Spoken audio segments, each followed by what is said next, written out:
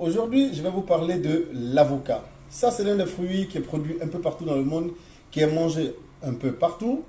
Il est originaire de l'Amérique latine et du Mexique. Il faut savoir qu'il existe depuis des milliers d'années parce que les civilisations précolombiennes comme les Mayas, les Aztèques le cultivaient déjà. Il appelait d'ailleurs testicule à cause de sa forme oblongue qui fait penser à cet organe masculin.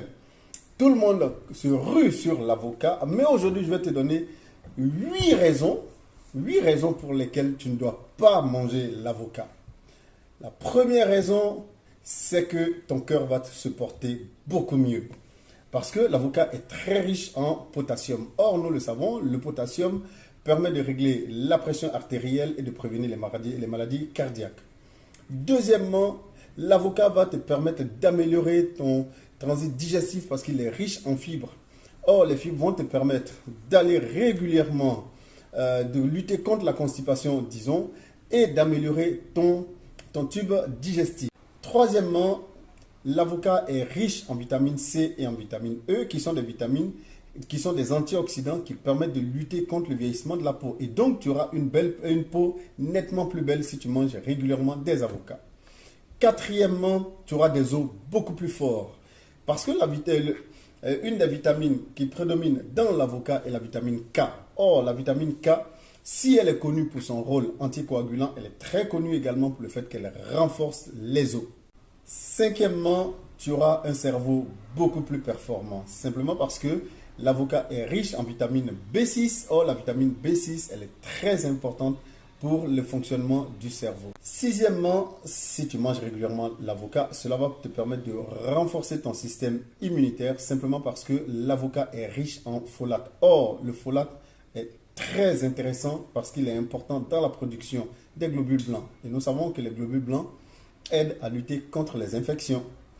Septièmement, il va t'aider à perdre du poids. Simplement parce que l'avocat étant très riche en fibres, il va te rassasier sur le long terme, ce qui va te permettre de pouvoir contrôler les calories que tu vas ingérer et de lutter éventuellement contre les grosses faims qui pourraient s'installer entre un repas et un autre et te permettre éventuellement d'éviter les grignotages. Et enfin, huitième et dernier élément, si tu es diabétique, tu es atteint du diabète de type 2, c'est un aliment qui va te permettre de réguler ta glycémie simplement parce que, comme nous l'avons déjà dit plus tôt, il est riche en fibres et par sa richesse en fibres, cela va te permettre, n'est-ce pas, de pouvoir contrôler le passage du glucose dans ton sang et donc de réguler ta glycémie. Et donc, si ton souci est de ne pas bien te porter, ne mange pas d'avocat. Voilà les 8 raisons pour lesquelles tu ne devrais pas manger d'avocat si tu ne veux pas bien te porter. Mais si, comme moi, ton objectif c'est de bien te porter, introduis donc l'avocat dans ton alimentation. Avant de continuer, like cette vidéo si elle t'a appris quelque chose, partage-la et puis abonne-toi à mon compte. Comment est-ce que vous pouvez consommer l'avocat? Vous pouvez le consommer en plusieurs manières. En salade, vous pouvez le consommer assaisonner légèrement d'un peu de vinaigre, vinaigre de cidre. Cela va faire un très bon repas, soit au petit déjeuner, soit au déjeuner.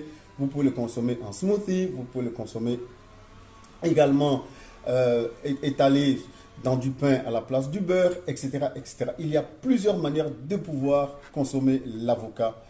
Laissez libre cours simplement à votre imagination parce que c'est un fruit vraiment merveilleux que vous avez l'avantage de trouver partout. Et surtout, n'oublie pas de me dire dans les commentaires si toi aussi tu aimes les avocats et surtout sous quelle forme tu les manges.